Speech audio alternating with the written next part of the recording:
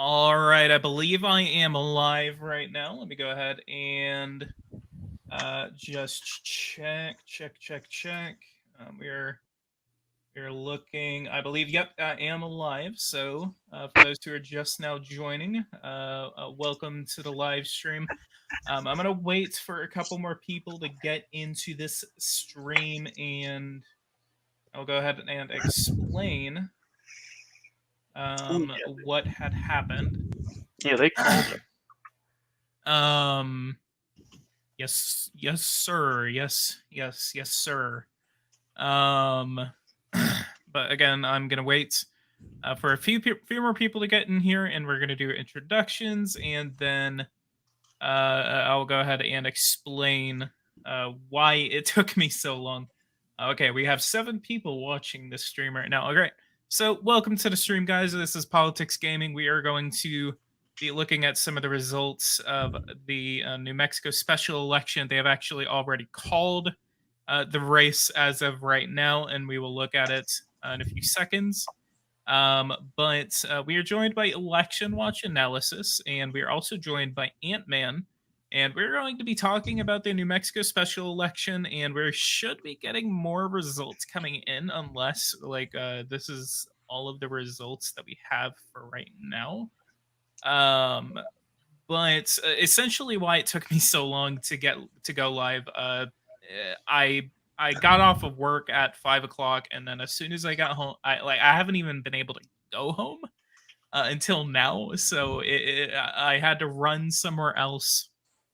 And then whenever I got there, stayed a little bit longer than I should have. And then I got home. I set up, tried to get the booted up, streamed, got everyone together, and then my dog apparently started to have issues breathing, and so hell, I mean, I probably wouldn't have. I probably almost didn't even go live today. But I am live now. We're going to be going on for about an hour tonight. That is going to be a regular podcast, and it's also going to be an analysis of the election results that we are getting in from New Mexico. So I'm going to go ahead and introduce everyone else. So Election Watch, go ahead and lead us off, and then we'll introduce Ant-Man, and then we will go ahead and look at the election results that we have right now. Great. Thanks for having me on. I'm Election Watch Analysis. I'm a pretty small political analysis channel.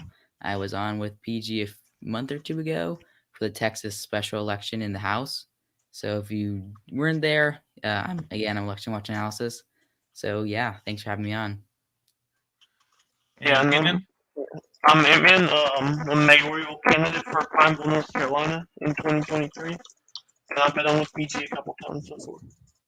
Check your mic, by the way, Ant-Man.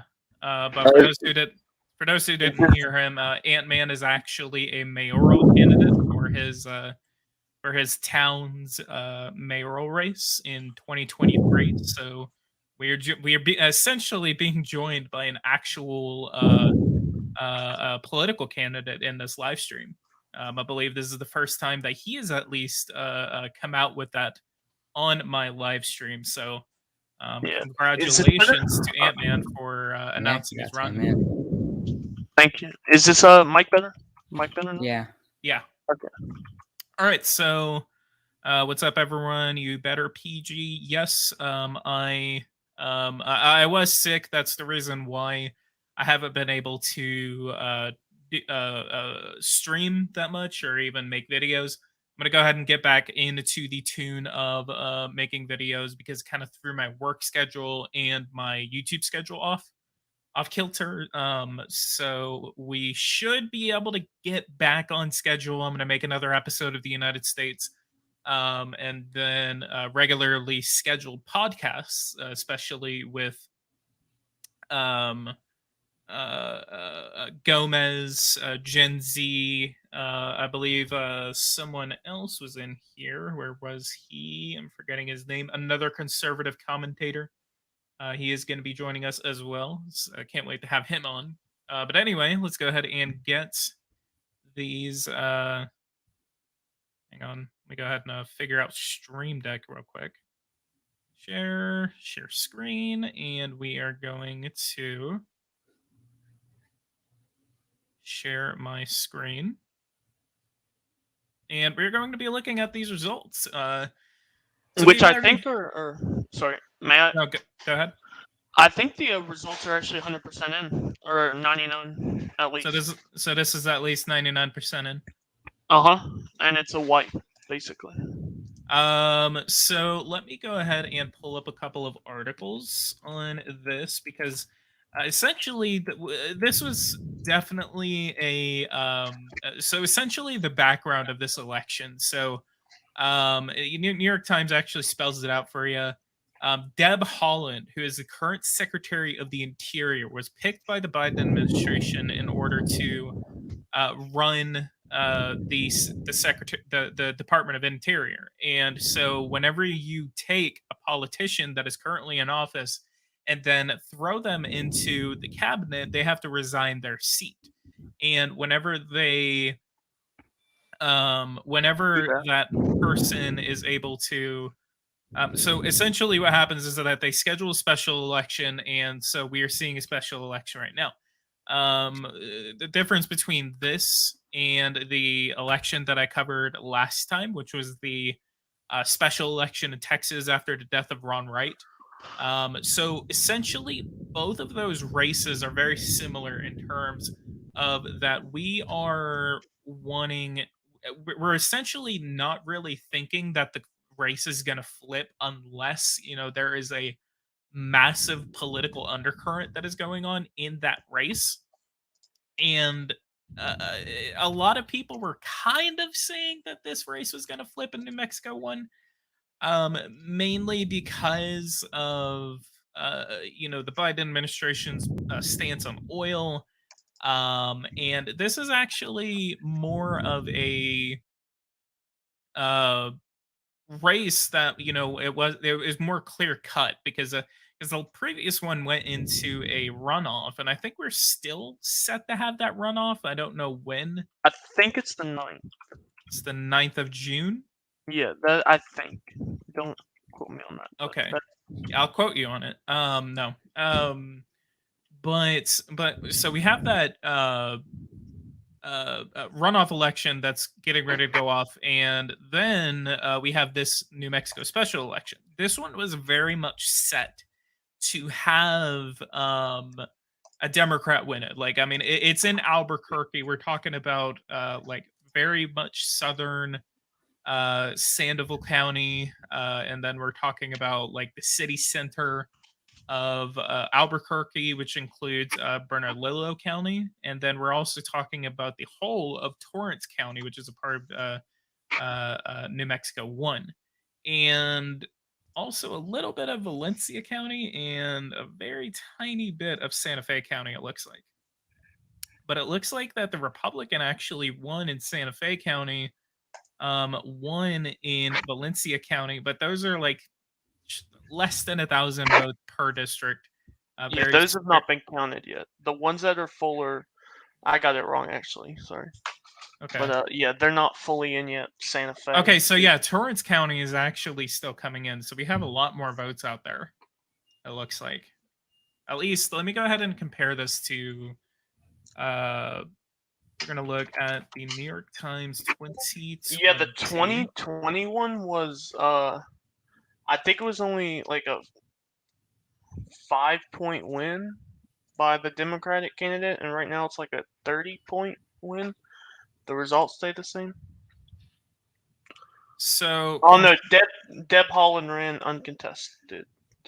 No, she ran against Michelle Garcia Holmes.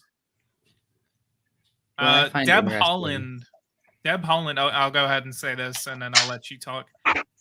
Deb Haaland won with 58.2% of the vote in 2020, and then the Republican got 41% of the vote. So it does look like that Stansbury is improving on her lead, on Deb Haaland's lead for right now, but it kind of depends on what's coming in from Torrance County. Yeah, so pretty similar to what you were saying. Yeah. Okay, you can go ahead, man. I was going to say on Melanie's lead, Deb Haaland is the Secretary of the Interior. Yeah, so pretty similar to what PG was saying, Deb Holland actually underperformed Stansbury in her race. She got under 60%. And while that could be pretty close to the final margin in this race, since not everything is counted, what we have seen is that Melanie Stansbury did a lot better in Albuquerque in Bernalillo County. She got about 64% there compared to Deb Holland actually got about 59. So it's pretty small margin, but it made a pretty big difference in that Mark Moore really underperformed his Republican counterpart in 2020. Melanie Stansbury definitely overperformed Holland, and at this point, it's around 5% difference. Okay. See the full results. So let's go. I've got the New York Times link. If you don't. Yeah, I think I see it. Okay, yeah, I see it now. Yeah. Okay, so yeah, there's still a ton more votes unless like at the bottom Torrance it says County at the like bottom. just did not vote at all. So it really depends on and the reason that a lot of people, and this is going toward those who are watching right now. We have 16 people watching. I appreciate everyone joining in on this live stream. Go ahead and leave a like, subscribe to the channel if you're new. Let's go ahead and get the 5,000 subscribers. I want to hit 5,000 subscribers by July. If can we get to 5,000 by July? I don't know. Let's find out. Actually, not even July 4th. Let's go ahead and hit 5,000 by July 4th. But okay, so it looks like that in Torrance County, Michelle Garcia Holmes got 4,800 votes against Deb Holland's 2,323 votes. So there's still, yeah, I mean, in the mainly Republican districts, we actually still have a lot more votes that are supposed to come in. So I think this race is still happening. Yeah, if you scroll down, it'll say the percentage of reporting. If you scroll down. Okay, yeah, I see that. Okay, so yeah, Torrance County is 16%, 16% in. So yeah, there is a lot. There's still a lot of votes out there. Bernalillo County, which is the main county that is in play right now, home to Albuquerque, 70% reported in. And so going on to what I was saying before, basically the point of this election is to see what the turnout is on both sides. So in places like New Mexico, in places like Texas, like, are we going to see the Republicans overperform, or are we going to see the Democrats overperform? Because the Republicans actually overperformed in Texas, because they actually won in Tarrant County, which is surprising, because I believe in 2020, who was it? Ron Wright Ron Wright was actually uncontested in 2020, I believe. So it is a very interesting way to kind of kick off the midterms, and that's really what we're looking at right here. This is more of kind of like a setup act for the 2020 election. And if they will, or the 2022 election, and if they will carry 2022. On. I'm campaigning for J.D. Vance in Ohio Senate. Oh boy. Isn't there a movie that was made after J.D. Vance? Yeah, I think so. Had my favorite. He's going to give a free code of the game after getting 5,000 subscribers. Yes, I am. Let's go ahead and highlight that for all to see. Yes, that is absolutely what I'm doing. Free power and revolution. And we're very likely going to be getting it like several codes, not just one code. We're going to be giving out like probably 3 to 5 codes in the 2021 edition. So go ahead and subscribe if you haven't, if you're interested in getting one of those codes. Yeah, it's giving them all to me, actually. No, I'm joking. Yeah, totally. I'm giving all of them to you.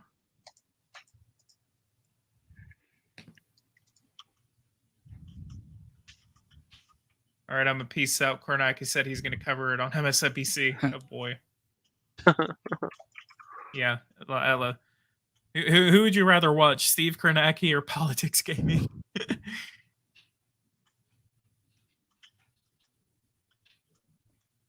All right, so let's go ahead and see.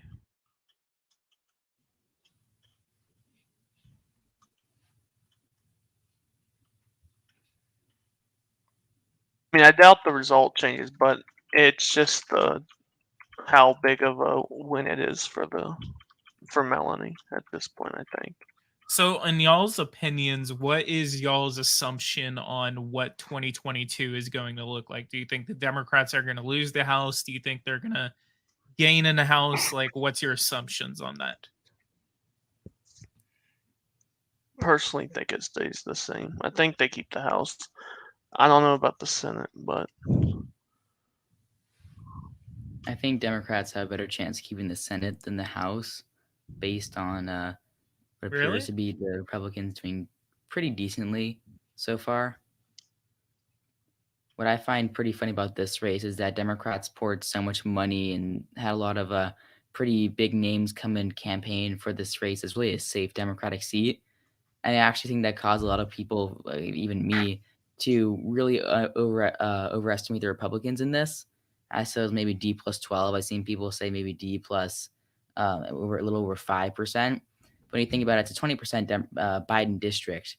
So I think Democrats really got spooked by the loss in Texas and ended up pouring so much money into this race that it actually caused a lot of people to think it would be closer than it actually was. yeah.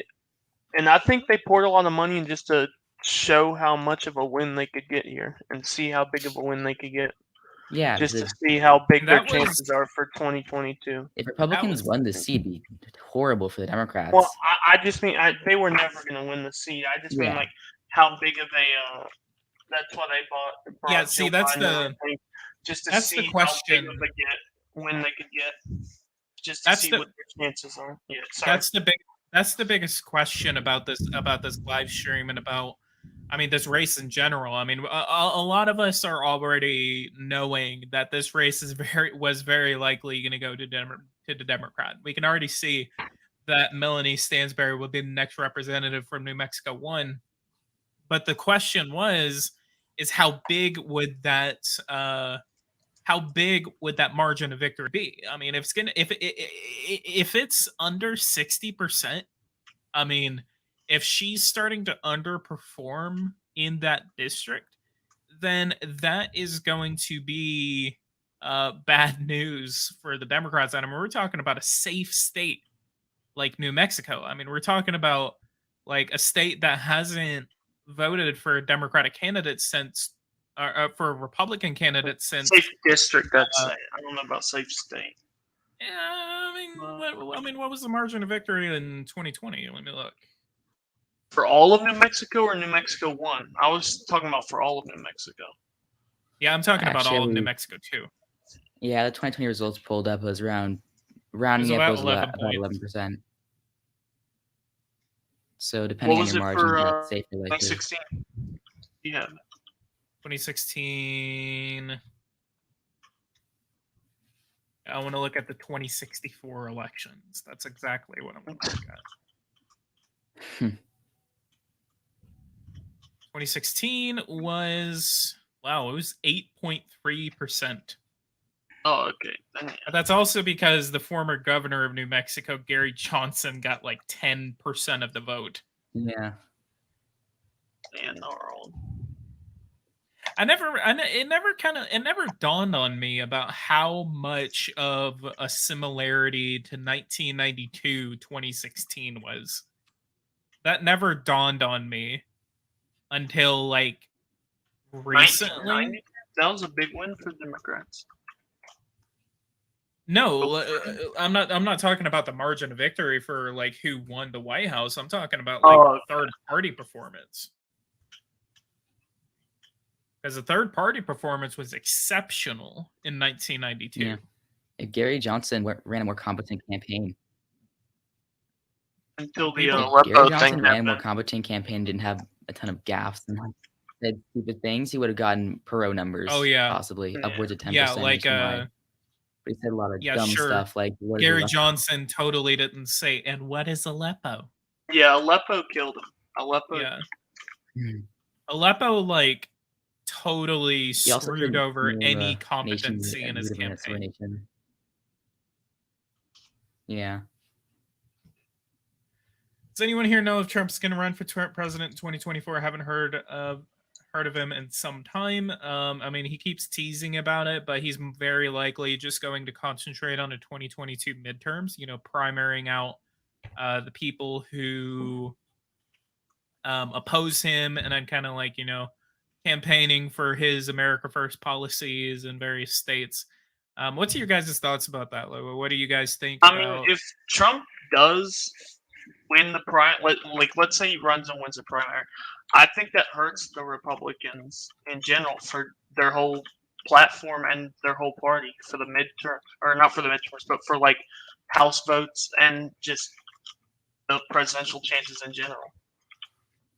If Trump does win the primaries and run, I think that just hurts all Republicans. I think it would be better for them if he didn't run. I agree. I think DeSantis would be a better pick for the Republican Party. See, that's I what. mean, Okay, DeSantis, this they're is all where the debate alright. starts. I actually disagree with that. Like, DeSantis is not the Yeah, best. I agree. Neither is Trump, or just any Trump hardliner or populist like that is a terrible choice. If they want to win the White House. The thing about DeSantis is Red Eagle actually kind of like got it on the dot with this with DeSantis.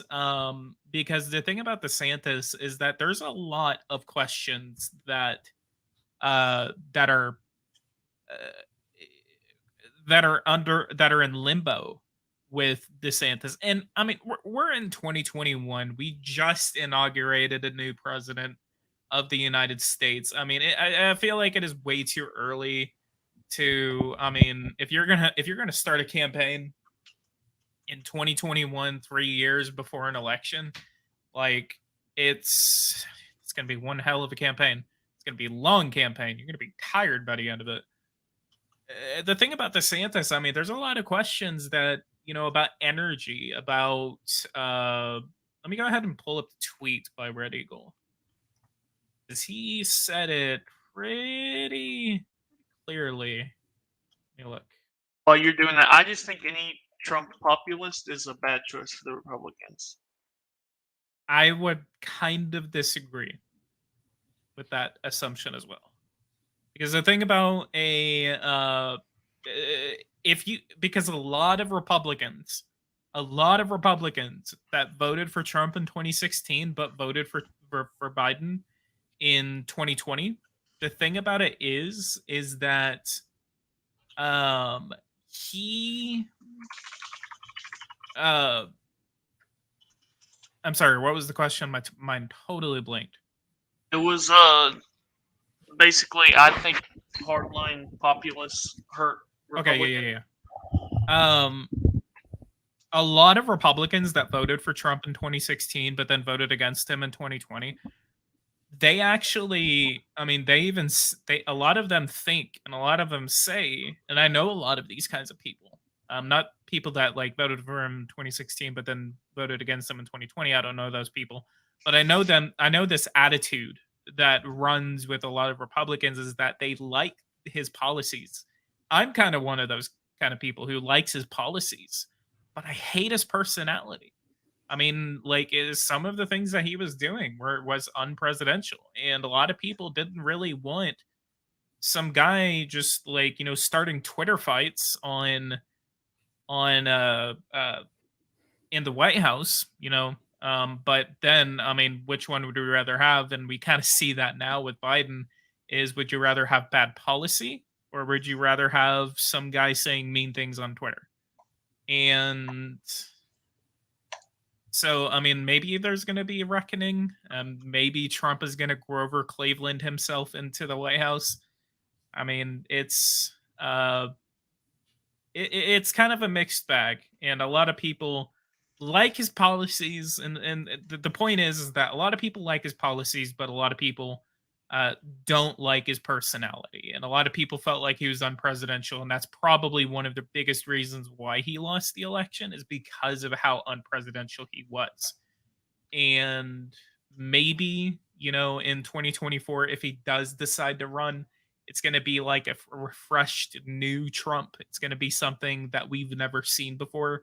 And say, like, I mean, he could capitalize on the amount of minority support that he got in 2020.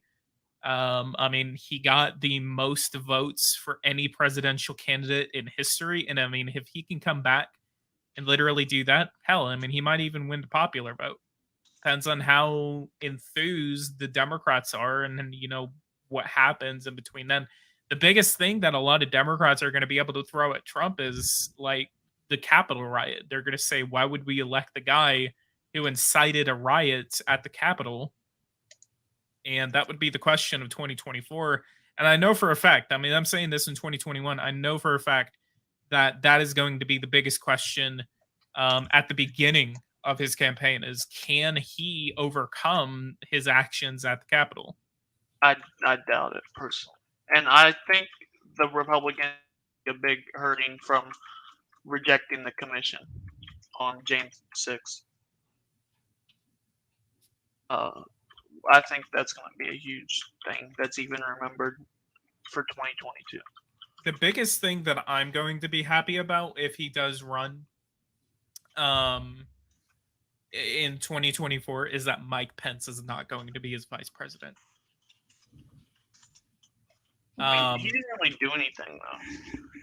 I don't know. I just yeah. I mean no. I mean he did. He kind of spearheaded the whole America's return to space, and that's one of the biggest things that I absolutely loved about Trump, is that he was the first president. I mean, since who was it? Kind of Reagan, but also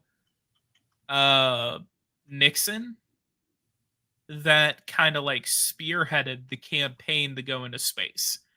And that's one of the biggest things that I absolutely loved about his presidency. I mean, he basically set us up to go to Mars by 2030 and be on the moon by 2024. And the Space Force, as stupid as it sounds, the Space Force was one of the best policy decisions that I believe that Trump ever made. He had a lot of victories. A lot of people were like, well, I mean, what did Trump do? Well, I mean, he set us up to go back to space. He kind of, the economic recovery is a big question. The economic expansion is a big question. A lot of people kind of disagree with that. Well, I mean, energy independence, that was a big thing. He inherited a very good economy, just like Biden inherited a very good bad one. I don't think you can. The biggest thing about that is, yes, he did inherit a very good economy, and I actually saw a TikTok about this where it's basically saying like, what stops me from believing that that he didn't, there was no drastic change from Obama. Obama inherited a 10% unemployment rate and got it down to 7%, and Trump got it from 7% to 5%. So what stops me from believing that that was a continuing good policies rather than the big change that you saw from Obama to Trump? And my answer to that is basically that if we are to give credit to someone where it is due, Obama did get our unemployment rate from 10% to 7%. And I think it was 7%. I think it was like 7, maybe high 6%. I'll have to look at it again. But I believe that there is credit for Trump, because I mean, he at any time could have signed a bad policy decision that would have spiked the unemployment rate, because our economy, even during the Trump administration, is extremely fragile before COVID. And I believe that if you're going to give Obama the credit that he has, then you could also give Trump the credit too, because he did continue the policies of the Obama administration. He did repeal a lot of Obama decisions, but that also didn't have any sort of drastic effect on the unemployment rate, and rather actually it allowed it to continue to go down, even though he wasn't repealing any major things related to unemployment or from Obama. Yeah, I mean, I'm not saying that he didn't like help it at all, but Trump kept Here, the economy on track. yeah, basically, it's kind of like driving a train and then switching your conductor halfway through like a quarter way or halfway through the uh, journey. And I mean, at any time that new conductor could have derailed the train, could have made it come to a stop, could have done anything to affect the amount of time that you're going to get from point A to point B. And point A to point B would be our unemployment rate. Our unemployment rate getting us to full unemployment. And I mean, by the end of the Trump administration, or not, okay, so not the end of the Trump administration, but by the time COVID hit, we were basically at full employment. We had and I hate hearing this by a lot of people where it's like the first thing that they talk about whenever they say, like, what are Trump's accomplishments? But there is still credit to where it is due. He had the lowest minority unemployment rate of any administration since, I believe, Jimmy Carter. Yeah, I believe it would be Jimmy Carter, or it would be right before Reagan. So yeah, that's going to be Jimmy Carter. The lowest unemployment rate for minorities, lowest African American unemployment rate, lowest Hispanic American unemployment rate, and I mean a lot of those. A lot. I don't have any numbers. Oh my god, I'm getting like Discord notifications. I'm getting here, and I go off on my ear. But yeah, like, I mean, it's there is some credit basically to where it is due, I believe. And after COVID, Operation Warp Speed. Thank you for Seb for mentioning this. So go ahead and pin the comment right here. I don't like Trump, but I'll give him credit for the vaccine. Operation Warp Speed was the fastest that any government or agency was able to develop a vaccine for a brand new disease that we had no idea anything about right before. And this disease just caught us off guard. And he initiated Operation Warp Speed, and Operation Warp Speed developed us the vaccine within 9 months. yeah, but 9 it didn't. months. The vaccine it developed was Johnson and Johnson. It never gave any funding for like Pfizer. I think it gave a little bit and to Moderna, but I mean it's not as big as like everyone says it's to be. Let me look, because I believe Operation Warp Speed, it was a partnership. I know it wasn't with Pfizer, which was the first vaccine that got released to the public in the U.S. Okay, so the only one that did not receive research funding on the COVID vaccine was Pfizer BioNTech. But the ones that did receive funding was Johnson and Johnson, AstraZeneca, Moderna, which I got.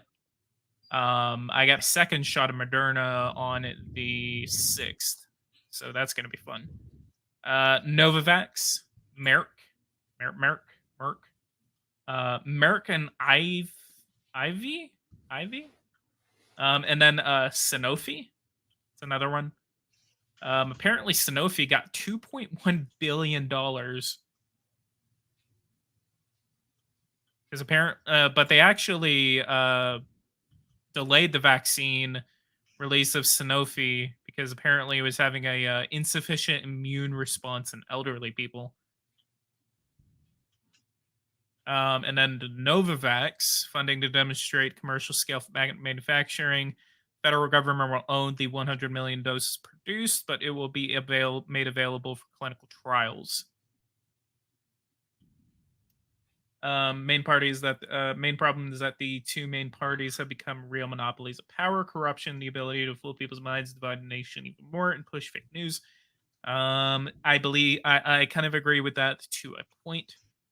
I don't believe the news is fake, just extremely biased. What they report is true 90% of the time. It's just usually don't report on everything in fear of their side looking bad.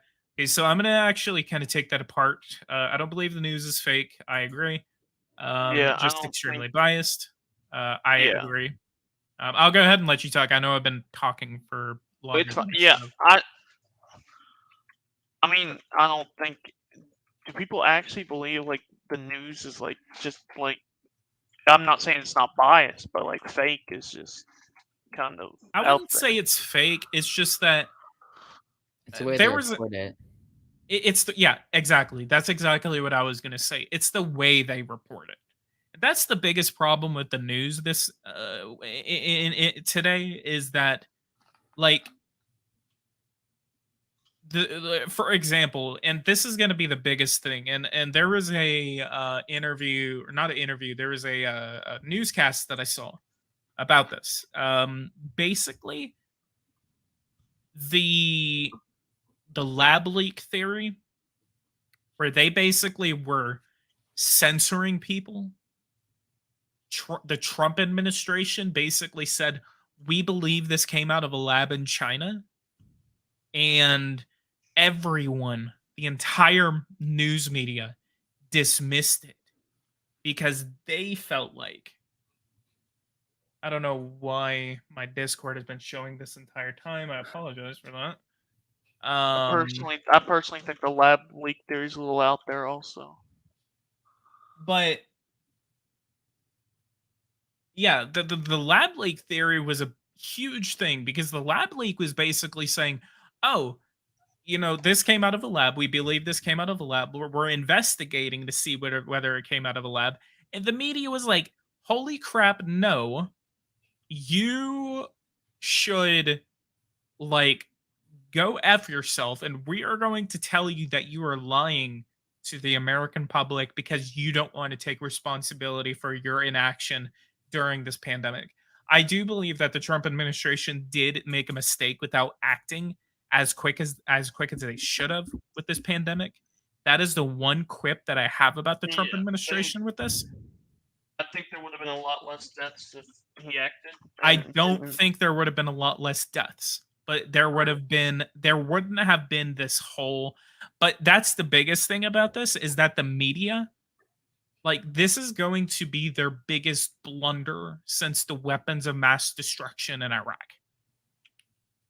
This is going to be the biggest blunder in the history of the media that is going to ensue so much change within the media, and it's going to make a lot of people a lot more skeptical of the media because they literally, if this comes out as true, the media lied to everyone for an entire year, and possibly they directly influenced the results of a presidential election of the United States with those lies.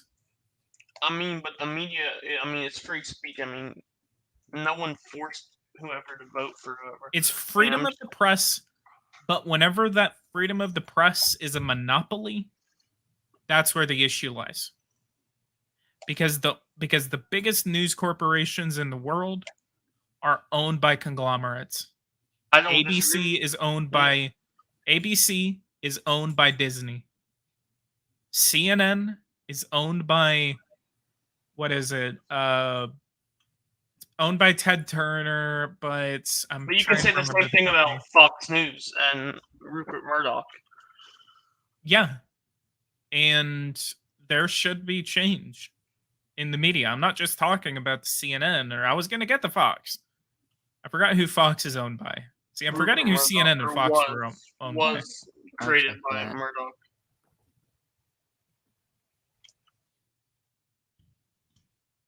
CNN is Warner. Warner Company? Is it Warner Yeah. Bros? Or Warner? Time Warner. That's it. Time Warner. God, I'm so stupid. Yeah,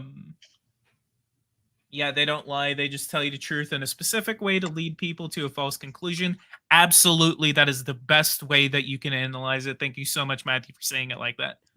I believe the news, but I always look on the internet on many websites when I'm really interested. I absolutely agree. And for those watching right now, for one, I'm going to say this again: leave a like, subscribe to the channel if you're new. Let's get to 5,000 subscribers, but your life worth. But two, if you are skeptical at all about the media, don't listen to me. Don't listen to CNN. Don't listen to Fox News. Don't listen to Newsmax. Do And your Newsmax and own. are just as bad. Oh yeah, don't even get me started on Newsmax. But I don't watch them enough, so I don't have that much to say on it. But I'm gonna say this: don't listen to me. Don't listen to Red Eagle. Don't listen to Let's Talk Elections. Don't listen to Rupert Murdoch. Don't listen to Fox News. Don't listen to CNN. Don't listen to MSNBC or ABC. Do your own independent research. Do it yourself. Look into it. Cite your sources. Look into it. Find a lot of resources. Don't just look at one website. Go to Wikipedia if you have to. I like to go to Wikipedia and then look at the sources that they cite on there. And people would say Wikipedia is usually it's like really small articles that can be edited. Most big articles can't even be messed with. Yeah, see, that's the biggest thing. Like if I go to George Washington, like I can't edit that because like especially whenever it's a controversial topic like the Capitol insurrection, Donald Trump. You can't mess with. You can't. Oh. Whenever it's like about okay, so we actually have some new results coming in. So it looks like we're consistently around 33% for Mark Moores and 62%. So it looks like that Melanie is starting to dip below 63%. So I mean, if they stay above 60%, then I think it's good for the Democrats. So that's actually so turning back to the election that's at hand. I have a there was an prediction. election. No, I'm joking. I have a prediction from Red Eagle. See, I'm only citing one source. Where's my other source? I don't know. This is just a prediction. We're just kind of like talking about what we have other people. If you guys have any other predictions, go ahead and let me know. I think that New Mexico 1 goes blue tonight by a margin of 55 to 45 or so. Give or take a few points. Still a massive improvement over 2020. Shows that the energy factor is still with GOP. It all comes down to turnout. What does he predict? 55 to 45. Oh yeah, I don't think that's gonna happen. Ooh. I'll say 58. It's gonna be just around Deb Haaland's. I think it'll be 60 or above. Yeah, I think 60. I think the bare maximum is going to be 60. I would like to point out that this is like 100,000 votes less than the 2020 election. Well, yeah, all special elections are like that. See, that's the thing. Low turnout. Let's look. So, yeah, 321,000 votes were cast in the 2020 election for Deb Haaland, or in total. 321,290 votes. We are at 101,330 votes. That is significantly, and that's the biggest thing about Democrats, is that they don't turn out whenever they don't have something at stake. Well, that's not the biggest thing. Democrat. That's a special election problem. That's not a. Yeah, that's also a special election problem, but. And also in runoffs too, like if Georgia you seriously care, that's the biggest thing. I know so many people that whenever the 2020 election was coming up, they were saying this is like the last election before the dictatorship comes in. Like they were acting like the world was coming to an end because the same thing with Republicans. You can't say that's an all-party problem. But that's the thing, is that Republicans are still able to turn out. Republicans are still able to turn out at every single election. And that's the biggest thing about this, is that the Republicans are very likely I mean, the going same thing. to Democrats won the popular vote by what? 10 million this time in 2020. the And national vote. Yeah, and they No, still it was the like- popular vote. No, it was like Here, I'm looking at the numbers now. 4 or 5 million. I Yeah, thought it it was was like, actually around 7 million. 7 million. That was it. Yeah. and they 80 still won. It They was still won 81.2. in, It was 81.2 million for Joe Biden and 74.2 million for Donald Trump. Yeah.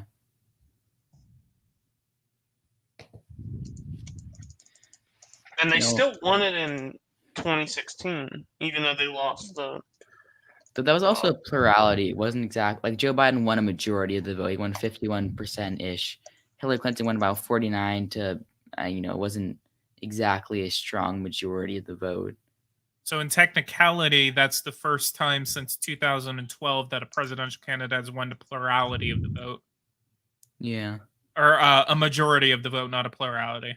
A lot of the time when the electoral college and popular vote don't match up, it's like pluralities. It's usually a very small margin, 100,000, that in the 100,000s, a million. It's not always a lot. And I think Hillary Clinton and Donald Trump in 2016 was one of the first times it was like actually a massive margin. Even then, Hillary Clinton still didn't win a majority of the vote. She only won by she won 3 million more than Trump did, but not 51%. It's actually kind of funny because every elections in the 1990s,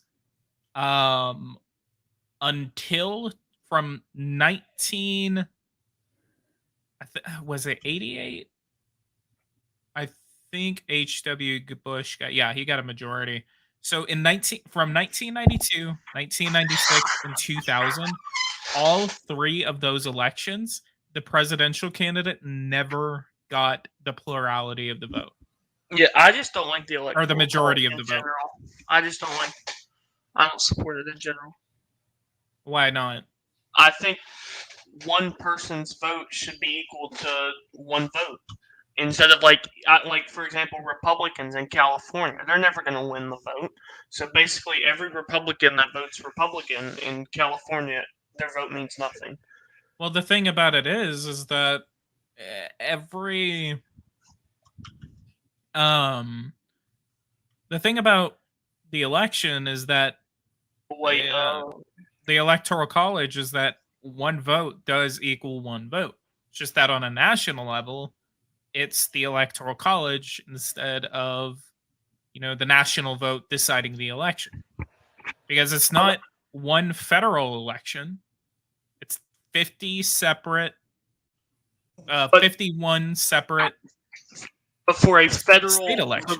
for the president, which is a federal office, it should be a federal election. In my opinion. And that's the whole point about the electoral college, is that you're basically giving the states a say in it instead of the Los Angeles, San Francisco, Seattle, it should be everybody. New York, Dallas. Should be every person in the country should get a say, and they should have equal power in the vote. I mean, like, on a national level. Because it's a federal election. Since it's a federal election for a federal office, it should be the federal vote that matters, not a state's vote. Yeah, for example, in Wyoming, technically, a Wyomingites vote would be worth more than, for example, in California, just because of the way it works. It's so diluted. Exactly. I completely agree. I think there should be a different system. Maybe not just national. I'll concede one thing. I may or may not be in support of adding more members to the Electoral College or even the House of Representatives. I support adding more House members too. I think there should. Yeah. But I support taking away the Electoral College. Maybe a more proportionate Electoral College would be a better idea, just so it represents Americans more equally. Also, that would be a more pragmatic solution, because anything else would never pass.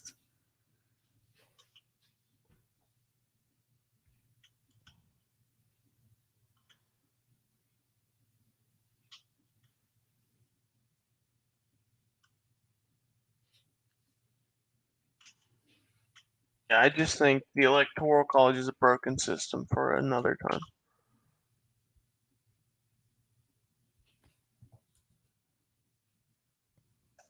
Yeah, we'll totally have that discussion in a separate live stream. What was And it? that I'm could be not a watching. podcast in itself.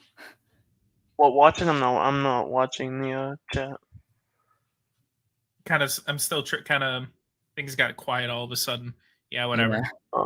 Can you hear me? Yeah. Yeah. What's the chat for another time? I'm not watching chat. The Electoral College. Oh, okay. Yeah, that's I would fine. agree. It's a very complex subject.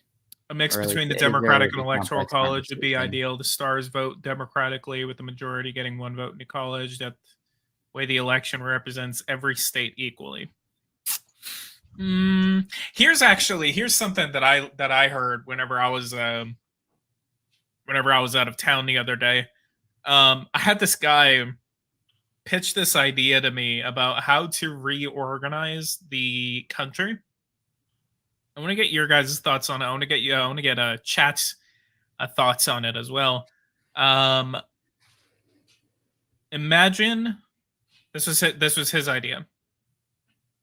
Imagine the United States being reorganized into a collection of 50 states that there is no central government, and that at the national level there's no central government, and at the national level it is like a council of the governors or the leaders of the states, and then that's how they direct national policy.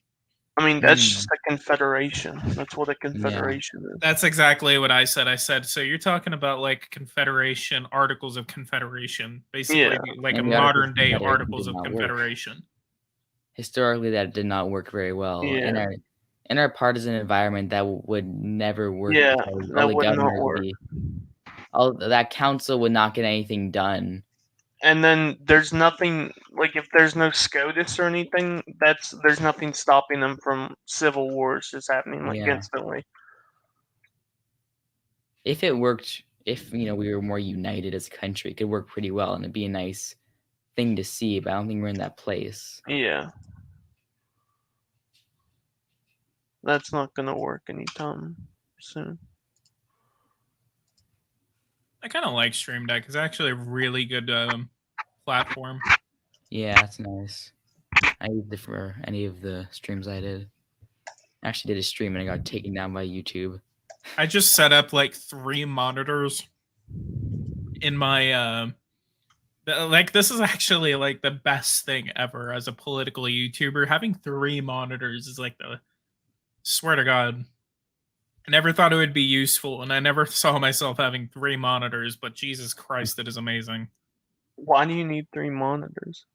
Well, I mean, it's kind of like because I multitask a lot, especially whenever I'm doing something like this, and it just allows me to have just kind of like a better basis of things, because with 2 monitors I'm able to kind of like have like 2 separate windows, the recorder on one and whatever I'm streaming on the other. But this kind of allows me to have the YouTube chat on one screen, what you guys are looking at right now on the screen to my right, and then Stream Deck, and then I can just basically look up whatever else on the monitor that's right in front of me. Yeah, that's nice. I'm also an enthusiast whenever it comes to this. Like, this is kind of a hobby of mine. Building computers. I built my computer myself, so it's kind of like just more of kind of like me branching out my hobby, I guess. Yeah. The Holy Roman Empire is proof that a very weak confederation doesn't work well. Yeah. Unfortunately, I salute to the Holy Roman Empire. I wish they made it into the 21st century. There's been no chance. Damn it, Napoleon. It wouldn't have been that. Would have been. If they even, I doubt they make it past like 19th century. That's for another stream, I guess. Well, I think I actually have to go now, but thanks for having me on, and I gotta applaud your dedication to actually go on this stream after everything that's happened to you today, PG. So thanks for Yeah, that. I tried because I was just like, oh my god, like I'm trying to do this, but I also like because it's like I have a lot of stuff happening, especially with the animal. The dog is okay. Like the That's dog is good. okay, just kind Yeah, of so that's I can give good. an update on it from what I know. Like basically what had happened is that she just started breathing. It's just like and it's like a little like Papillon slash Chihuahua mix. Um and we found her as a stray. Like the people who had her before, like were supposedly abusing her, and so it's just kind of like she came from a bad home, and so we just kind of like don't know any prior issues that she's had before. Um, but at least from what I know right now, I mean, I would have had to leave if something had happened, but fortunately, nothing has happened yet. So That's good. she's Yeah, that's very good. likely just okay. Yeah, who cares about the election? It's all about your dog. Yeah. Dogs are Yeah, the I'm just politics like, any day. yeah, at the time I was just like, okay, like I'm ready to just cancel the live stream altogether if something happens. I'm just like, it was just kind of like, oh man, I'm running so behind. And I just felt bad. It was fun. You care if we in the live stream for tonight?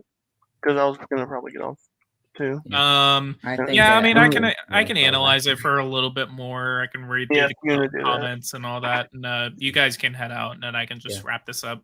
It's Yeah. been Well, an thanks a lot for having me on. Okay, yeah, I'm thanks for glad. having me on also. no problem. Yeah. Ant-Man, we still need to have that dedicated live stream. Yeah, I know. I'm trying to make time for it. I just got a lot of things Um, going on right now. okay. Yeah. You guys can head out, and I'll go ahead and kind of like stay on for a little bit more, kind of like look at the results, talk about a couple other things, and I'll go ahead and sign off too. Yeah, I'll talk to you later. See you. Yeah. See you Yeah. guys. We'll see you then. All right. I am now by myself. Hello, everyone. Welcome to the live stream. If you're just now joining, I appreciate that everyone that is that has watched this live stream. We have about 12 people watching right now. Essentially, what we're looking at right now, just having more of a conversation instead of looking at the results. But that's the thing about these special elections. We're basically just waiting on like one county to come in. I mean, we got 79% out of Bernalillo County, 92% out of Sandoval County, 100% out of Santa Fe County, 37% out of Torrance County, and 100% out of Valencia County. Valencia County is to the east of, or the west of Torrance County. So Torrance County is a big one that I'm kind of paying attention to because we want to see how much Republican support comes out of that county. And I mean, 37%. We still got a lot of votes out there. Pretty sizable chunk of the vote is going toward the independent. But that is not taking away, at least for right now, it is not taking away a big chunk from the Republican candidate, probably not even the Democratic candidate, but it does look like that the Democrat is. Let's go ahead and look real quick to see. 32%. So is Democrat underperforming? Yes, the Democrat is underperforming in Torrance County. So that is a big deal right there that the Democrat, at least for right now, again, we were very early with that 30.9, 32.4 in 2020. So yeah, the Democrat right now is underperforming in Torrance County. So let's go ahead and look at Bernalillo County. Bernalillo County. Yes, that is how you say it. 32.9% right now, and in 2020, 32 for the Republicans. So the Republican, 40%. That is 2.5% going toward the independent candidate. What are the candidates' views? Let's go ahead and look that up real quick. I'm going to open that in a new window.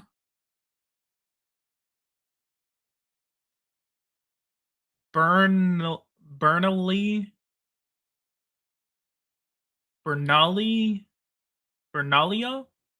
Has PG memorized all the counties? No, I literally have them like right here. Like they're right in front of me.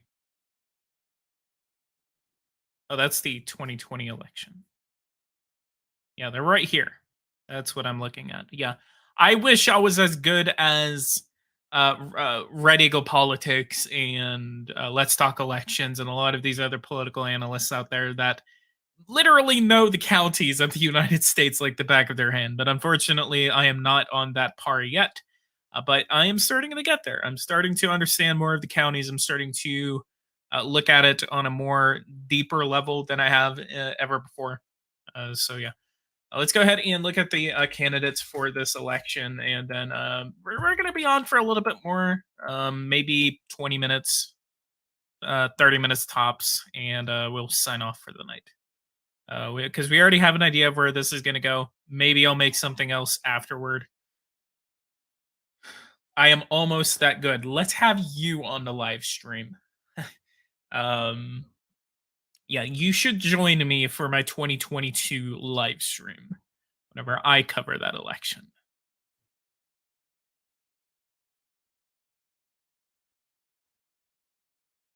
Globe Elections UN. Thank you. I appreciate it.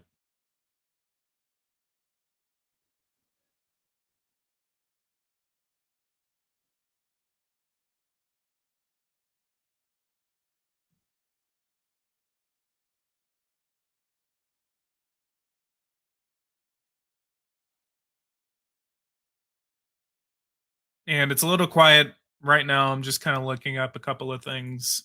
I apologize for the quietness. I know it's kind of like awkward for it to go really silent.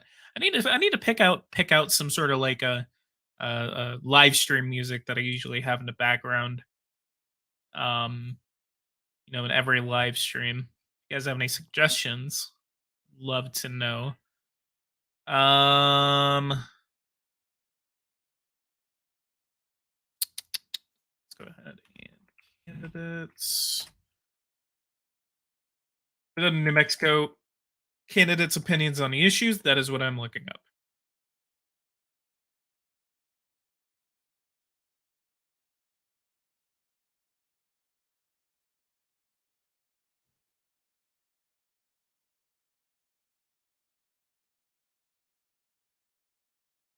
What state do you live in, PG? I live in Texas, the great good old state of Texas.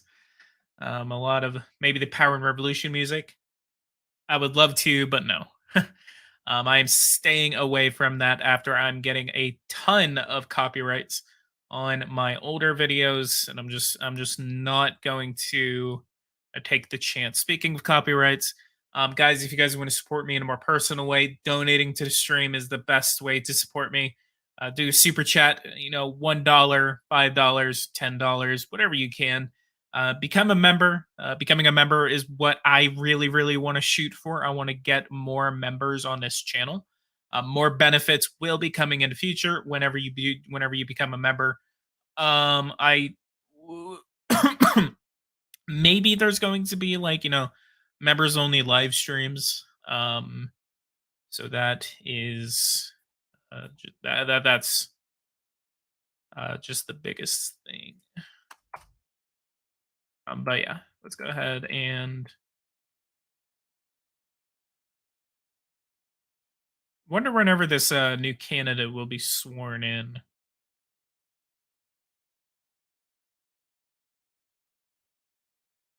So, okay, so both of these. So Melanie, what is a current representative for the New Mexico House of Representatives. Damn Discord, I hate that.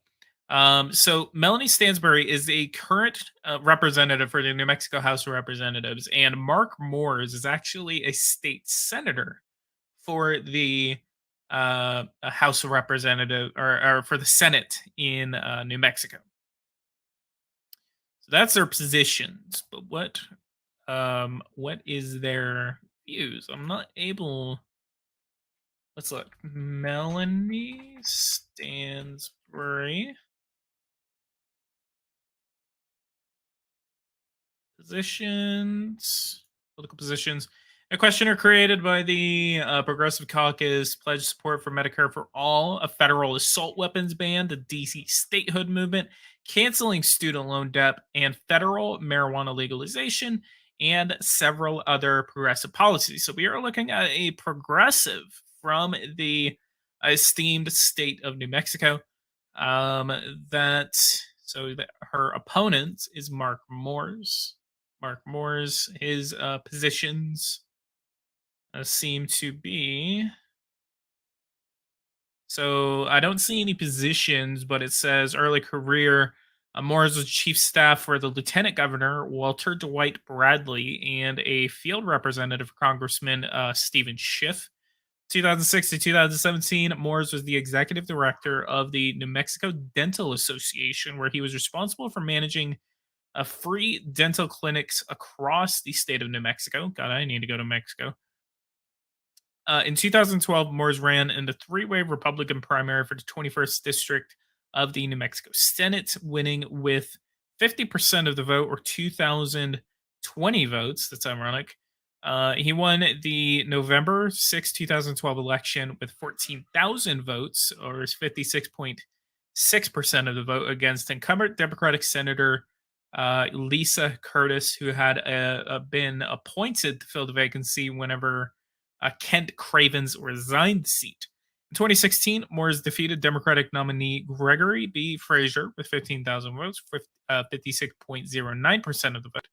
And in the 2021 congressional election that we are looking at right now, he was announced as candidate for the New Mexico first election near the Republican Party's nomination at the committee selection on March 27, 2021. He faced State Representative Melanie Stansbury and former Public Lands Commissioner Aubrey Dunn Jr. So that is the independent. Aubrey Dunn. She is that a he or a she? Let's look. He is a he. He is the former Public Lands Commissioner of the state of New Mexico. Moores went on to lose to Stansbury in the special election, as we are looking at right now. I don't think I like Stansbury. So it looks like that Mark Moore seems to be some sort of establishment Republican. That I'm going to assume that he's an establishment Republican in the state of New Mexico. If you're going to be running in Albuquerque, you very likely have to be an establishment Republican, or even a little bit more moderate Republican. So we're not looking at a populist here.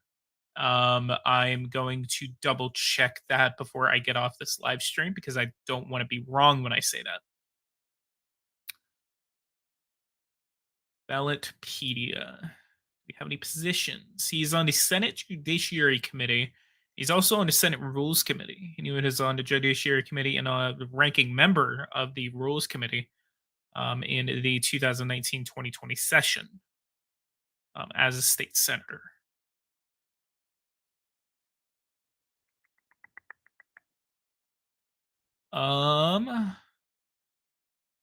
Yeah, we really have no views on Mark Moores.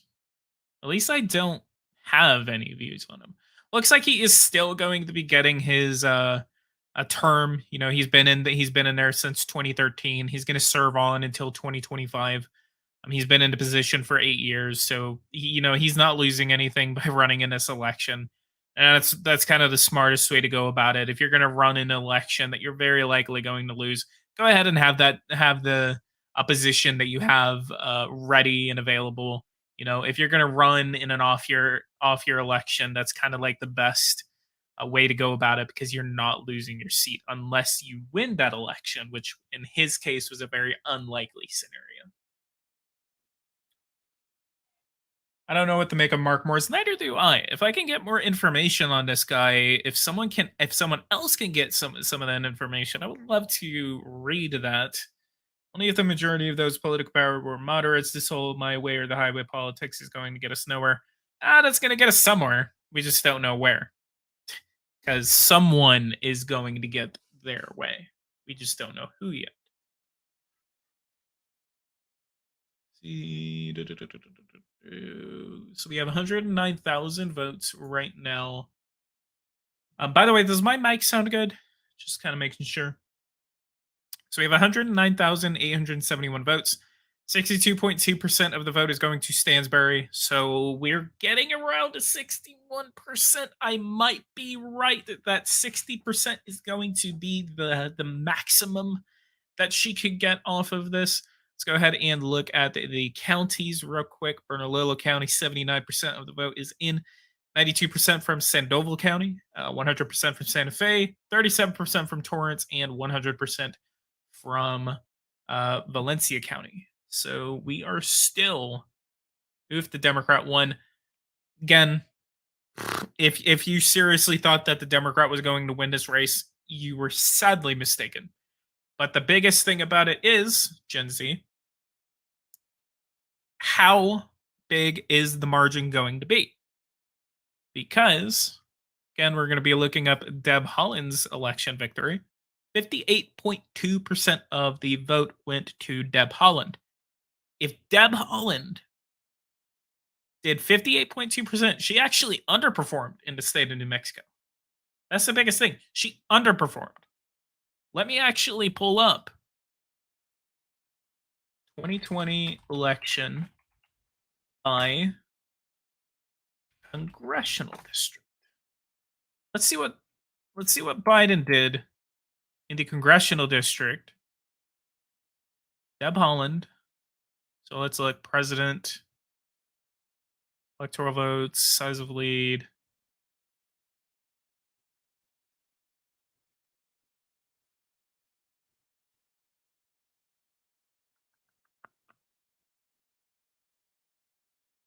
So New Mexico won wiki. We will look up so Biden did 60 to 37. So Biden actually overperformed. No? Yeah. So she actually underperformed. So yeah, my first assumption was right. Deb Haaland underperformed Biden in that congressional district. So that's the biggest question about this race, is not whether the Republican can win this race. It is about whether the Democratic candidate is going to underperform Deb Haaland. And if she underperforms Deb Haaland, and if the Republicans are able to get more than, let me look, what are we doing? I knew nothing about this district, so cut me some slack. I have never heard of this district before Deb Haaland was nominated for Secretary of Interior. A lot of us never really knew about this district. I have nothing. The most connection, I actually have a little bit of connection to this district because I had family that lived in this district. I had family that lived in Albuquerque. They actually live in San Antonio now, but they lived in Albuquerque. No, wait, I think it was Santa Fe. But I have family that lived in this area. So I have but you know, I've never been to Albuquerque. I've never been to New Mexico. That's the biggest thing about election predictions and why I don't make election predictions, because I don't live in these areas. I don't know anything about these areas. So I'm not going to make a prediction about something that I don't even know. And that's kind of why I don't like election predictions now, is because, I mean, it's being made by people that literally know jack crap about that district. They've never been to that district. Let's Talk Elections wants to say that Texas is going to flip blue in 2024, even though he said it was going to flip blue in 2020. So that's the biggest thing. I mean, it's, and you can't really predict, like, we all made all of these predictions about the 2020 election and then COVID hit. So we don't know what's going to happen between then and the election, until the election is literally a couple of days away. The best time to make a prediction is whenever you are right on the doorstep of the election. That is the best way to make it. And whenever I did that in 2020, I was wrong. And I've said that time and time again. I've had people say, well, you were wrong in 2020. Yes, I was wrong. but I was also right in 2018. I was actually right in 2018. I actually made a prediction. The two states that I got wrong in 2020 for the Senate was Nevada and Arizona. And I think a lot of us were surprised by Arizona. But I got Indiana right. I got North Dakota right. What else was it? Missouri. I predicted that Claire McCaskill was going to lose her seat. And I also predicted that Florida was going to flip to Rick Scott. So I have a little bit of a record. I just don't use it because I don't want to be wrong. But what I am going to do is that I am going to start doing more analysis videos on the 2022 elections. As the 2022 elections come closer, whenever the primaries start up, whenever people start announcing their candidacies, that's whenever I'm going to get into it because 2022 is going to be an exciting election and I am very excited to cover it on this channel. So I cannot wait. When you predict an election, you have to look at the place's political history to have an idea of what people think in that place. And yeah, but looking at a state's political, at a district's political history doesn't necessarily tell you that that is how it's going to go. Because I mean, we had all of these predictions by Let's Talk Elections, by Nate Silver, by a lot of these people in the 2020 election basically saying like, you know, the Democrats were going to keep the House. And they were right in their assumption that the Democrats were going to keep the House, but they did not expect that the Republicans were going to win every single toss-up election in the 2020 House election race. I've been gone 30 minutes and they haven't counted a single vote. I need to know. I know. That's why I'm about to head out because I'm not going to sit here. It's 10:25. I'm not going to sit here and cover an election that's probably not going to be called until tomorrow. Maybe I can do another live stream on it. Maybe I can do a video about it. I don't know. I'll go ahead and analyze the results tomorrow myself, and I'll go ahead and maybe decide on making a video about it. Say, holy crap, they underperformed. And I'm going to go ahead and make a prediction right now. The maximum percentage wise that is going to be seen by the Democrat in this race is going to be 60%. I highly doubt that the Democratic candidate, especially whenever we get, again, Torrance County, 37%. That is all we're waiting for right now. Guys, they are just as slow as Nevada. Like, come on. Why is it taking so long for Torrance County to count? You are not Nevada. Steve Kornacki is coming on embassy in 5 minutes. Oh yeah, let's go ahead and yeah, I'm a little tired. I have a bar of chocolate with me. I'm drinking a Pepsi. Trying to stay awake. Just set your computer to time tomorrow and you'll find out who wins. I mean, I can wake up pretty early. I'm gonna step away for 2 seconds.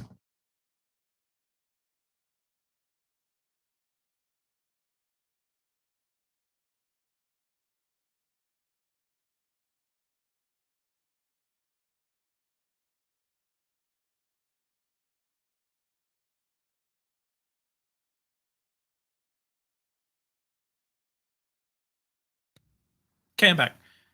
We want a face cam. I've done face cams before.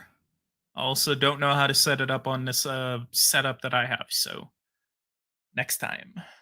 1, 2, 3. Yeah, whatever. I'm back. You guys were wrong. I love my subscribers. Let's go ahead and get the 5,000 by July 4. Let's beat Gen Z. We are still in a subscriber war with Gen Z. Let's go ahead and get the 5,000 subscribers before he does. I think he's at 4,000 now, so he's starting to.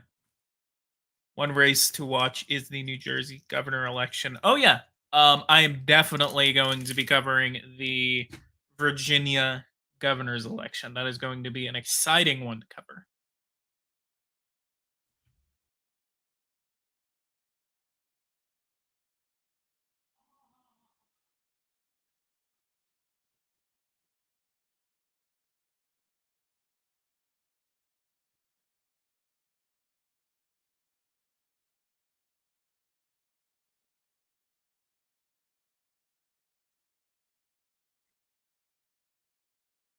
That's another thing about Torrance County. Let's go ahead and look. Santa Fe, 28.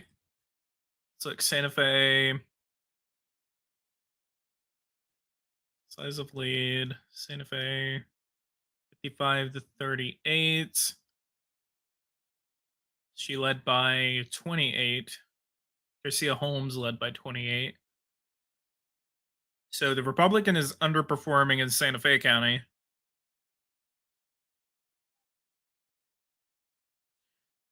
That's about 26 points in Torrance County. So Republican again is underperforming in Torrance. I'm just over 40 subs, but I'm gonna have a new political channel soon. Yeah, let's go. More political channels. Let's do more politics. As long as no one takes gaming, I'm fine.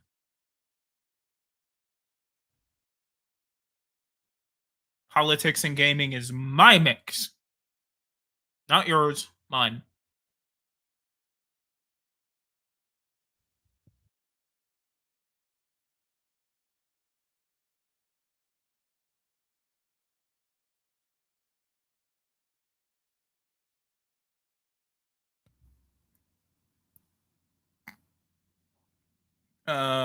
Too late, already stealing it. Well, fine.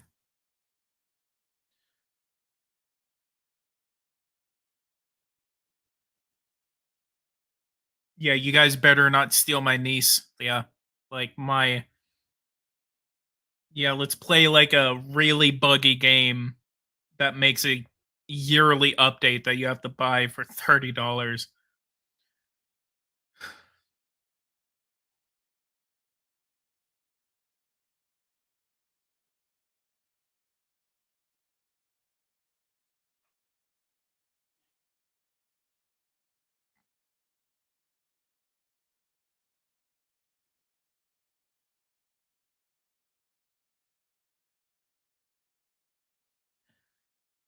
PG1 when you run for office. I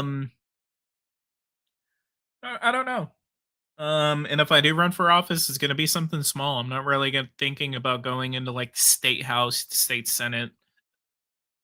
Um, Definitely not U.S. House or any federal office right now.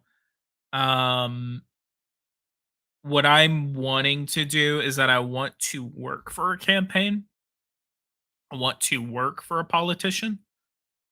I want to go to school for political science and put my knowledge forward because I have a lot of good ideas. I have a lot. Whoa! Yo, hang on, Chief. Interrupting my college talk. My prediction is coming to fruition. I absolutely said that was going to happen.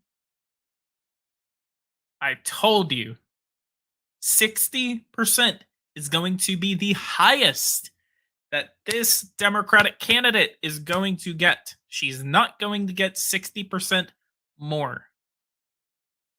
So that was a massive 1.2% increase in the vote for the Republican candidate Mark Morris.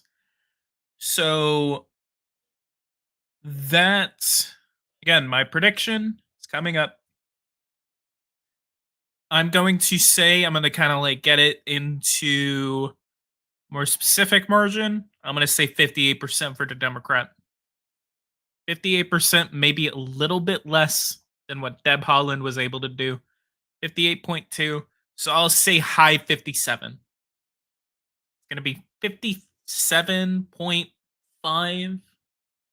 57, in between 57.2 and 57.8.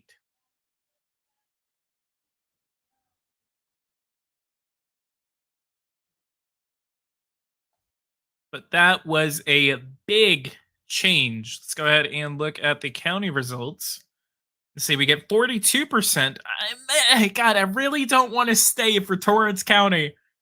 I'm really thinking about just staying for until like Torrance County gets up to like 60%, and I'm gonna call it. See, I'm a little good at predicting. I'm a little bit. I got the talent. I got the talent. It's just I need to figure out how to. We got a future Fox analyst on our hands. Oh yeah, sure. Media consulting. That's actually another thing. Maybe something in the media. I actually thought about that, and it's not the worst thing in the world. Like a political analyst. See, I really like 3 monitors. This is like really good for what I'm doing right now.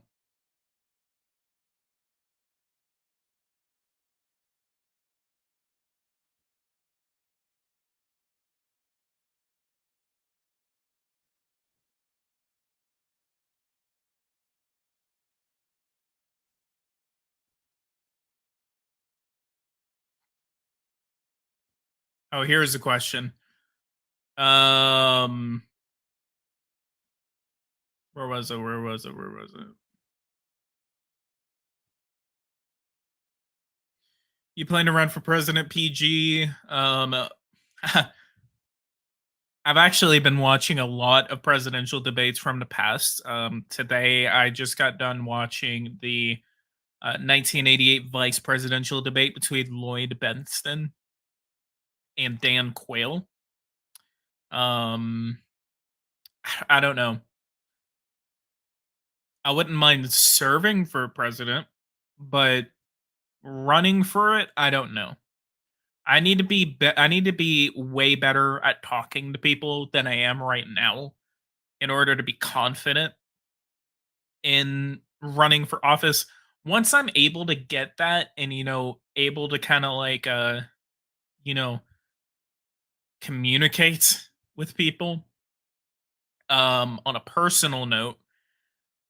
I don't know if you guys are familiar with this. I've said it before on some live streams. I've said it before. I've kind of like said it before. Um, I was diagnosed with autism whenever I was younger. So that is a neurological disease that kind of prevents you from being able to see certain social cues, and you're not able to communicate that well with other people.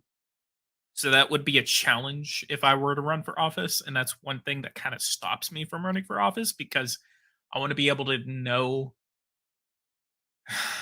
how to confidently be able to associate with people, because I don't have an issue associating with people. It's just like, doing speeches, stuff like that. I've never done that. So, and yeah, I actually agree with Lloyd. This is actually a really good comment. I mean, you're a YouTuber. Your job is technically public speaking. It's a good start. And yeah, I actually agree with that, because no one would even guess you have autism. Yeah, that's a big thing. No one, a lot of people tell me that they would never guess that I have that, but I do have that. It is a challenge. There's a lot of things that are challenges with it, and it sucks. It does suck. Personally, just coming from me, it sucks. It's not the best thing in the world. Um, but yeah, you're a YouTuber. Technically, your job is public speaking, and yeah, actually, compared to 5 years ago, whenever I first started this, just doing what I do now, um, eh, compared to 5 years ago, 6 years ago, actually, in July, this channel will be 10 years old. That is crazy that this channel has been on YouTube for 10 years. But I never really did anything. I posted a couple of things back in 2012, little bit in 2011, not much. In 2013, I posted a Masters of the World video, And then in 2015, I made a Power and Revolution video, the very first one to announce that the game was coming out. That one got several thousand views. Then it made me do a lot more. Make the Power and Revolution, make the Masters of the World. Whenever Power and Revolution came out, played it, got it on day one. I played it on this channel, and my channel has just been growing ever since. And whenever I first started, it was very difficult because I didn't. It was difficult for me to talk. Like I would like every time I would hit the record button, I would just feel this wave of anxiety come over me. And it was especially difficult because I had never done it before. I never did it. The same thing came over me whenever I first started to live stream because I mean, listen to me now. I mean, I'm able to kind of fluently get my thoughts out most of the time. I'm a little stupid. So it's not the best job in the world, but I mean, it once you get used to it, and if you're wanting to start your own channel, it's hard at first. It's hard because you're talking to people are watching your stuff, and you're going to have a couple of people that are going to come in and say, "Dude, you're like retarded. You're like your channel is like the worst in the world." Some people say that, and it sucks because they want to bully you. They want to degrade you because they want to make themselves feel better. Because saying that to someone that doesn't know any better or someone that is just starting their own channel, it can be difficult.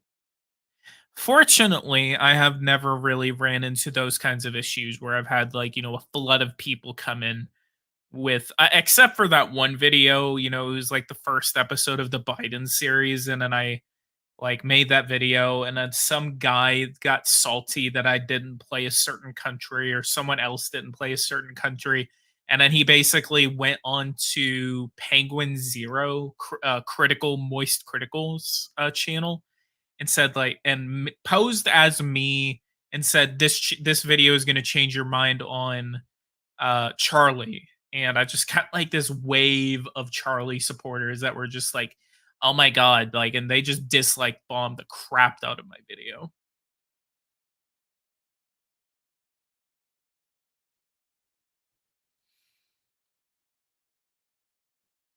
Just 1 second.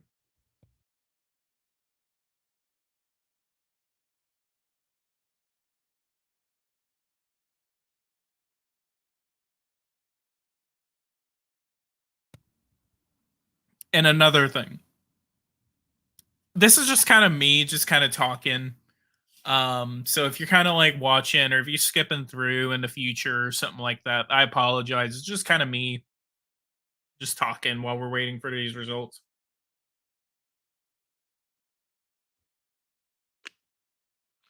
Someone said something. You should moderate a debate between Red Eagle and LTE. You're a voice of reason. That kind of reminded me of just kind of like what I try to do whenever I make these kinds of videos, whenever I make political analysis, whenever I have these podcasts, whenever I have just anything.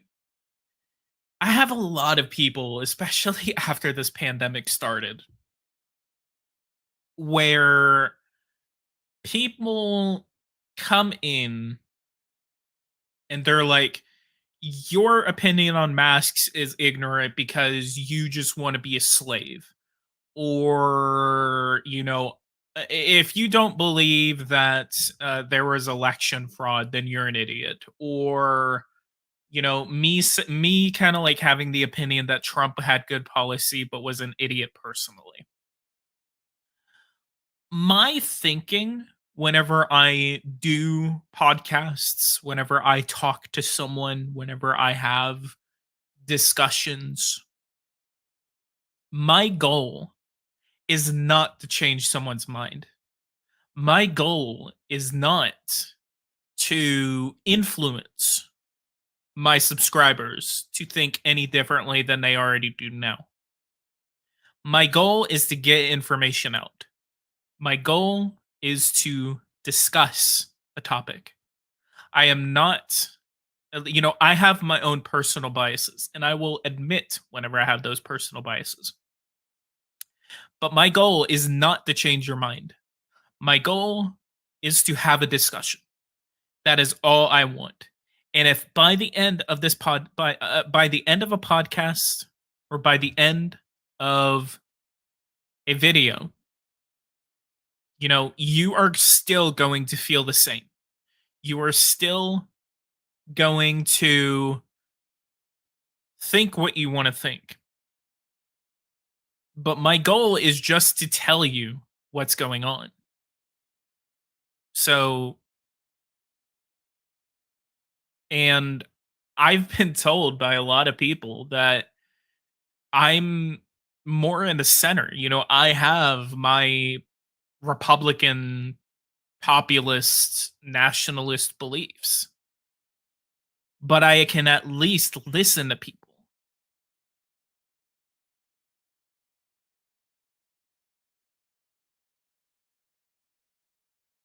That's why you're one of my favorite YouTubers. A good leader's goal is not to tell someone how to think, but to teach others how to think.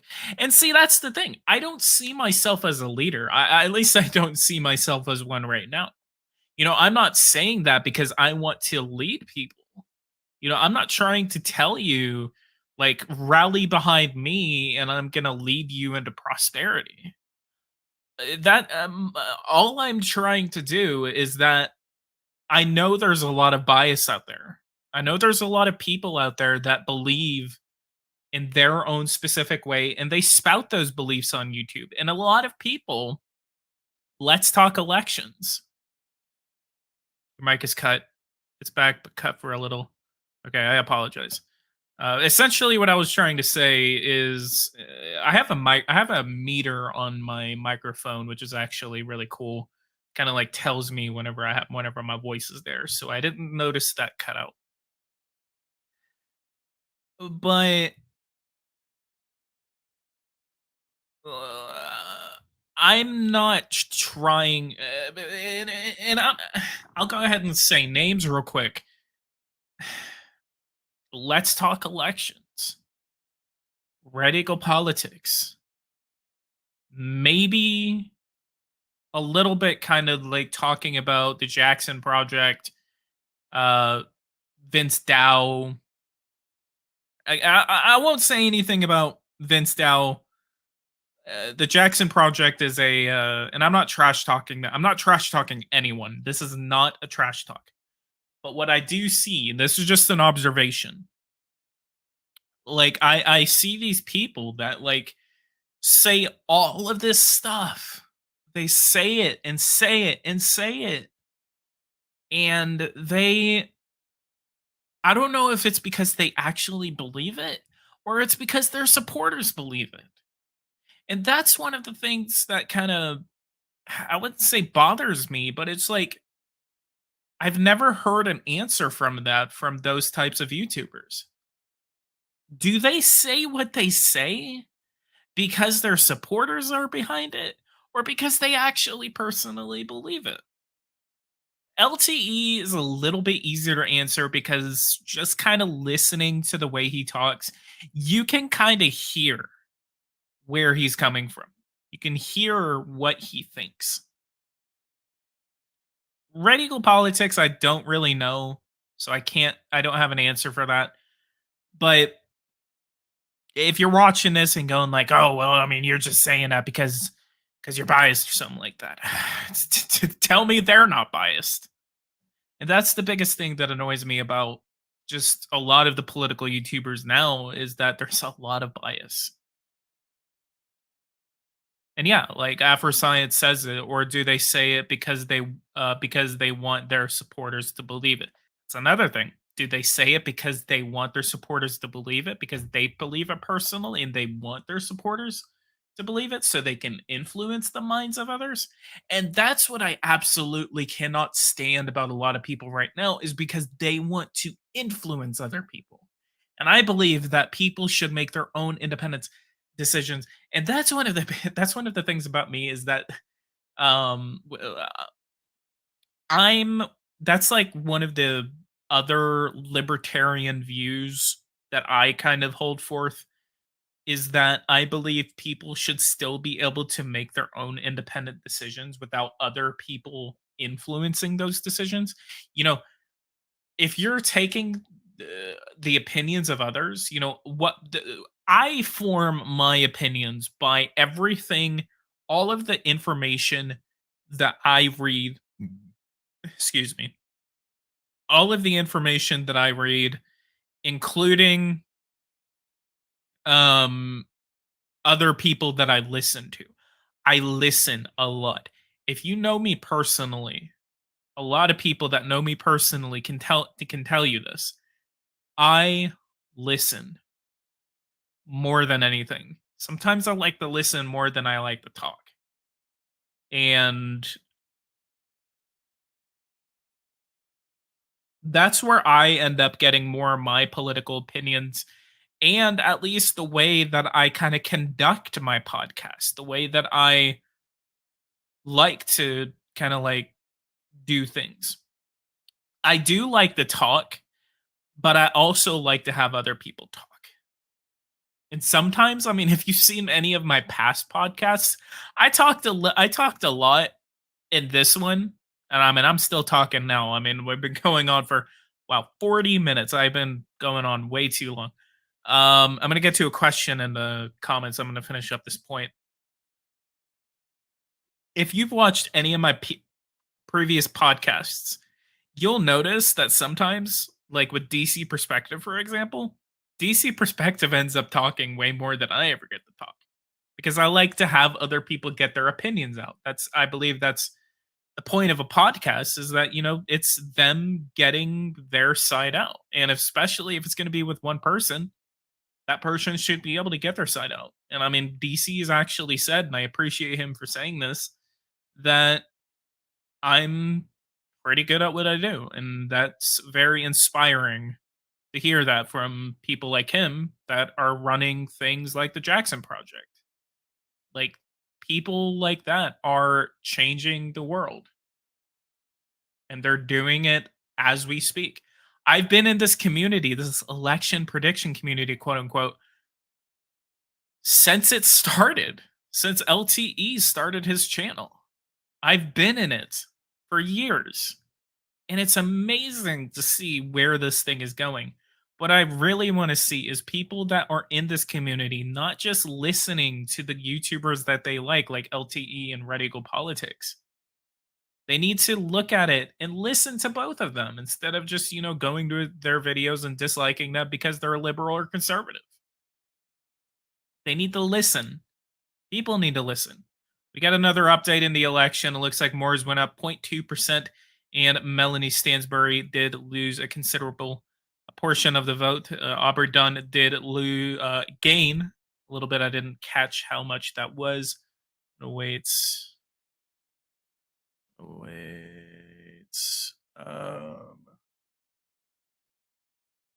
Believe.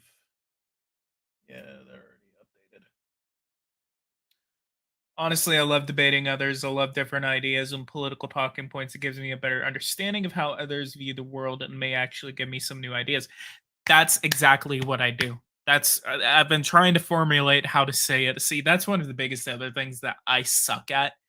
And if I were to run for office, I would get railroaded because of that issue.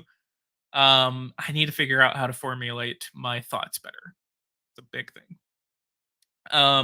Yeah, I love debating others. And again, my point is not to change the mind of the person that I am debating.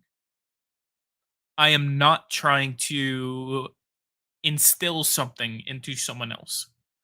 My whole thing is that I want to get your opinion out. I want to listen to you. I want to hear you out. Let's go ahead and look at the counties, and I'll shut up for a little bit. Torrance County, we finally get 1,000 votes for either side, 79. All right, so we can actually go ahead and think about closing up this live stream. Torrance County is 79% in.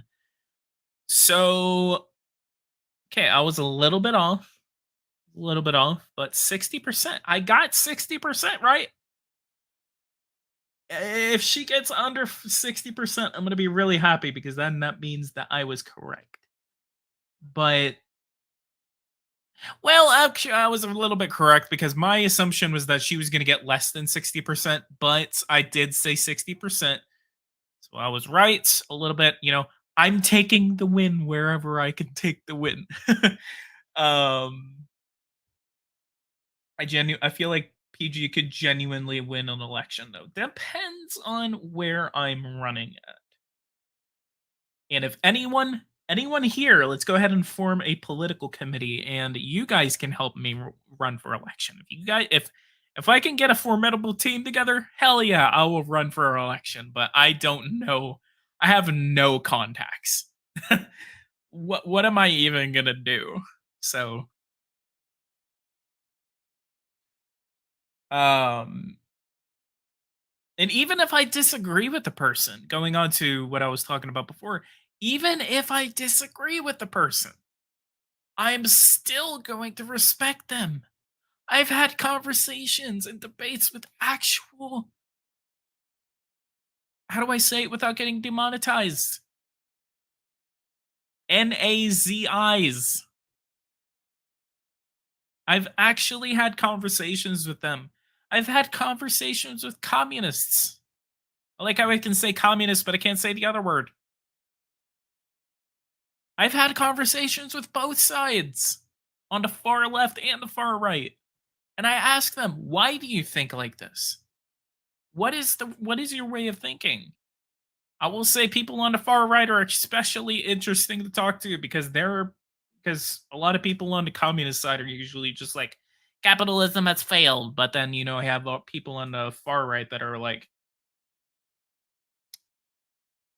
I don't approve of it. I'll tell them like straight up. I'll be like, I hate the way you think, but I'll listen to you anyway because I believe that you should be listened to, even if I disagree with them formidably. And I hate them.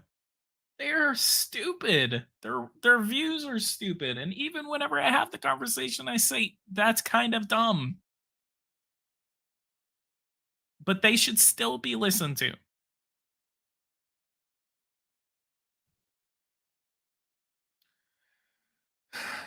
I would be on that team. All right, Seb, you will be on my campaign committee. Security advisor. Got my security advisor. We got my data analyst. Honestly, what I really want is a bipartisan presidential campaign, a Republican president, and a Democratic vice president. See, I've thought about that, but that would be really weird. When was the last time they did that? That was a long time ago. An impossible venture, but a boy can dream. If I am on the ticket, fine, put me on the vice presidential ticket. I will be the vice presidential ticket. What's your experience? I'm very bipartisan. I can look at both sides without having personal bias. The only thing about the vice president is that they preside over the Senate. So,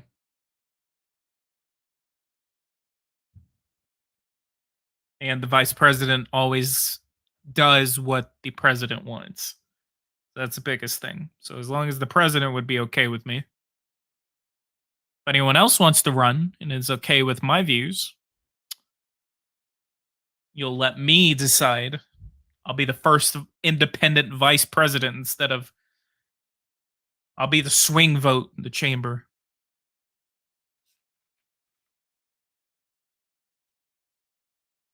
Split Senate? Oh yeah, no one has the chamber because I'm the split vote.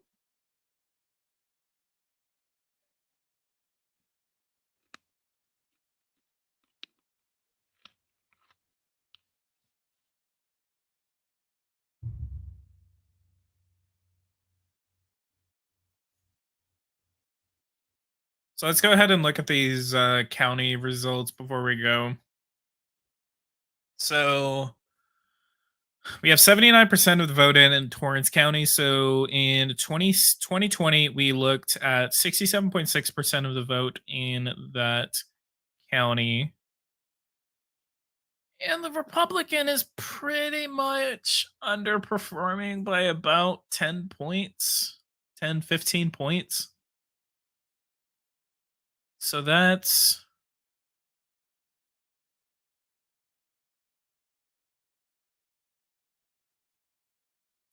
we can see that there's cracks in this, but we're not.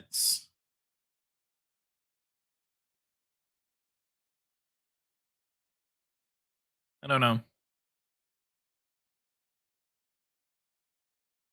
I'm gonna have to wait until tomorrow to kind of like get a better understanding about this. We're still waiting on another 20% of the vote to come in from uh Torrance County. It's about to be midnight on the East Coast. So we're gonna wait until midnight. It is midnight. It's updated 9 minutes ago.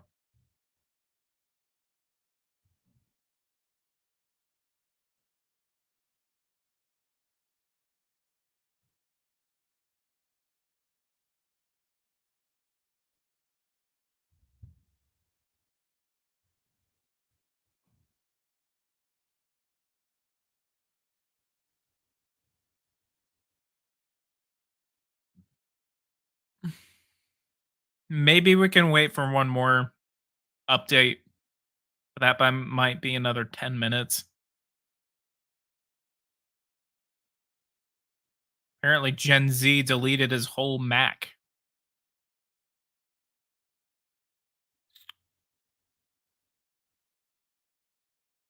But I'm glad you guys got to listen to me just rant for an hour, literally.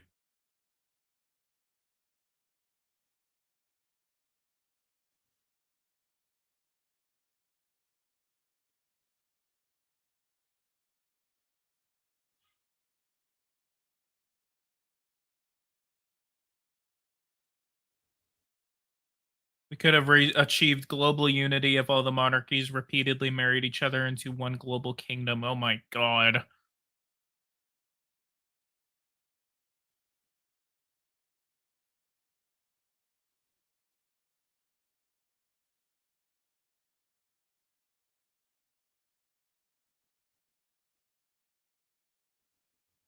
So, I mean, the independent vote doesn't seem, I mean, kind of seems a little bit normal. We have like 2 independent candidates that are considerable, at least right now.